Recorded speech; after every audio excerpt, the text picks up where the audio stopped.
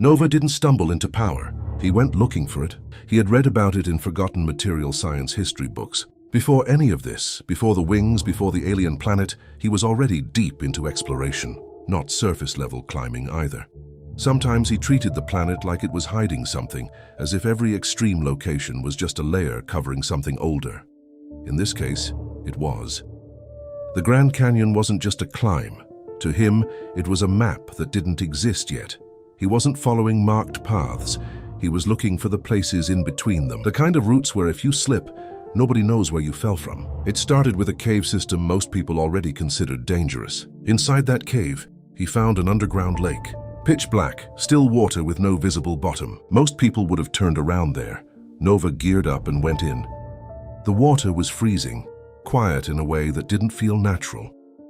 There was no current and no sound. He swam across, feeling along the rock when visibility dropped to nothing. On the other side, there was another opening, tight, barely noticeable unless you were already looking for something that didn't want to be found. He squeezed through.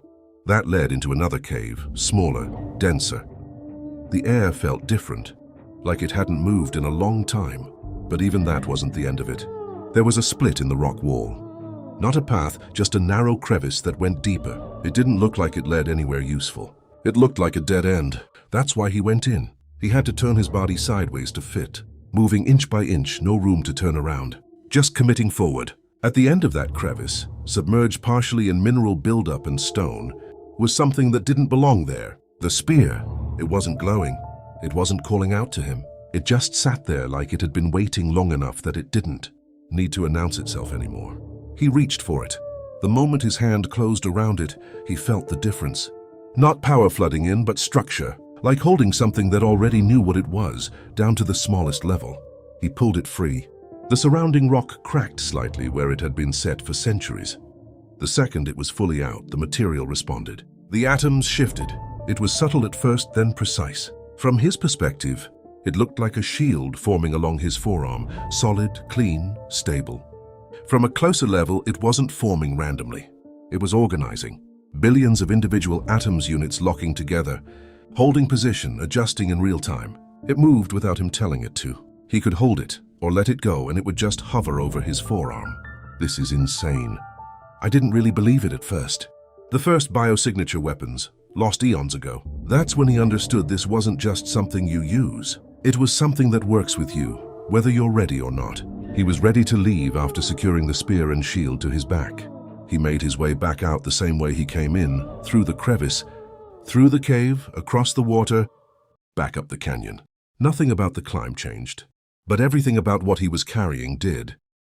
The first time Thomas decides to fight as a vigilante after his accident, he doesn't know his full power or kit yet. And when he gets punched in the stomach by a thug, he says, "Hold on, wait, I can't breathe. That actually hurt. Give me a second, it's my first time." Nice shoes, by the way, those laces. Then he gets interrupted by an uppercut. This is the fight his speeflexes kick in. After the uppercut, and he's laying on the ground, he says, How, yow, that was rude. I was just saying those laces go really well with your..." But before he can finish, the thug tries to stomp his head. But he moves in the blink of an eye, stunning him and the thug. The first thing Thomas says is, "Whoa, did you see that? Wait, what?" As he is on his hands and knees getting up. The thug stumbles and steps back, then runs at him, aiming to soccer kick his face. This is where Weave's instinctual martial arts kick in. He blocks the kick and uses the guy's momentum to hit and throw him at the wall behind them. Weave stands up and says, "I don't know who hurt you, but my rates start at 150 an hour if you want to talk about it." The thug turns and says, "Bro, shut the f..." But Weave straight jabs him in the throat before he can finish the word. The thug falls holding his throat. Weave says, "What's that?"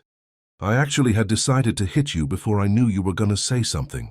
Finish your sentence." The thug is crouched down, tears in his eyes, glaring at Weave while trying to catch a breath. Weave says, "I guess whatever it wasn't important." He reaches in his chest and pulls out a string of exotic matter and wraps it around the thug's wrists, and it forms a zip tie. Weave says, "Here's my card. If you ever want to talk about why you feel so low that you need to victimize people," he says as he's walking away. Later, much later, the police have tried to take the zip ties off, but to no avail. The exotic matter has resisted all efforts to cut or break through. After so many criminals have been caught by Thomas, the police make an announcement about it. We need whoever has been catching criminals and leaving them around the city to come in to remove the restraints. Thomas decides to come in and cooperate, but wears a mask so he doesn't get in trouble, he thinks. He goes to the station and immediately is stopped and asked to remove the mask. Relax, I'm not here to rob the place. It's not like you guys are rolling around in money and jewels. Oh look, a police station, the perfect place to rob. Yeah, no. I'd rather rob the nursing home. I'm here to remove the restraints, unless you guys want them to stay on. The officers at the desk call in a lieutenant, who then escorts him to the holding cells. He is accompanied by several escorts of officers. Thomas says, "You guys are acting like you could take me just because there's more of you. You probably could, but you're a bunch of babies." He removes all the zip ties he's put on all the criminals he's stopped over the past week and a half or so. And the lieutenant says, "Can you stay to make a few statements? We have a few questions we need to ask you. It's also possible you may be detained because..." But by this time, he's learned he can make a whip and has been practicing with it, and has learned when he cracks his whip, he can open portals. So when they keep pressing him, he moves across the room and pulls an exotic matter dagger from his chest. They all draw their weapons and tell him to stop. The lieutenant says, "Relax." "I'm not saying you are being detained, just that it's a possibility." Thomas then swings his arm opposite from them, not at them, and the dagger forms a whip mid-swing, and the whip crack, ding, creates a portal.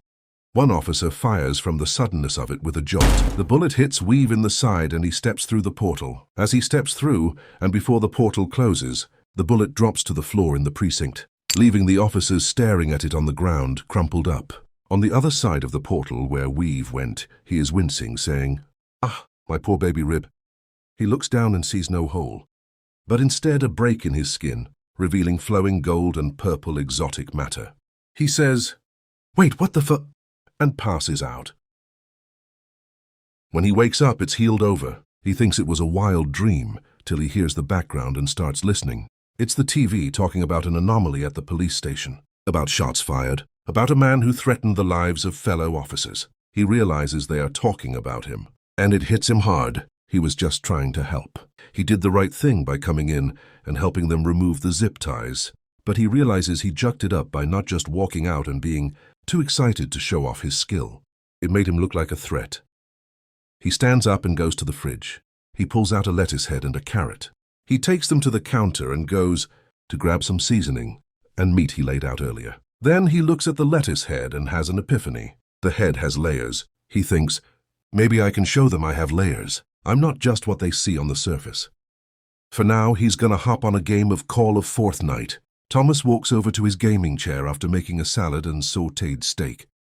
He logs on and takes a bite of his salad, telling people he is the guy fighting crime with the police.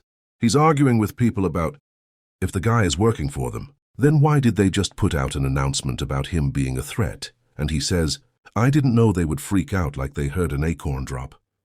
I was trying to help. My intrusive thoughts and ADHD aren't a good combination." Then someone says, "What's his name? Does anyone know?" And another person in chat says, "I heard it's zip tie." Another says, "No, dumbass, that's just what he uses all the time. He's called Conquest." Another says, "Bro, shut up with that name." Nobody agrees with Conquest. The previous speaker says, "Oh." Then Thomas says, "My name is Weave." Everyone gets quiet for a second. It seems serious. Then everyone busts out laughing and says, "You aren't even the dude. He's tweaking. I'm Weave," in a sing-song voice making fun of him. Then Weave says, "Haha, laugh if you want, but I just took the dub." And he presses a button that has drones snipe all the players in the game. And they get mad and start saying he was cheating and arguing about what to play next. Later, Thomas is still in his room, controller in hand, arguing with people in the lobby, talking his usual shit and half laughing at how seriously everyone is taking the game. He leans back in his chair for a second, spinning the controller in his hand like it's a pistol. Then he pauses. "Let me call Nova real quick." He grabs his phone and calls. It rings. No answer. He waits a second longer than he expected to. "All right." He pulls the phone away, shrugs a little. Probably out somewhere doing some extra shit, like climbing a too-tall-for-nothing rock. He goes back to the game, but he's not talking as much now. He's still pretty locked in. But there's a slight disconnect, like something didn't land right. even if he's not fully thinking about it.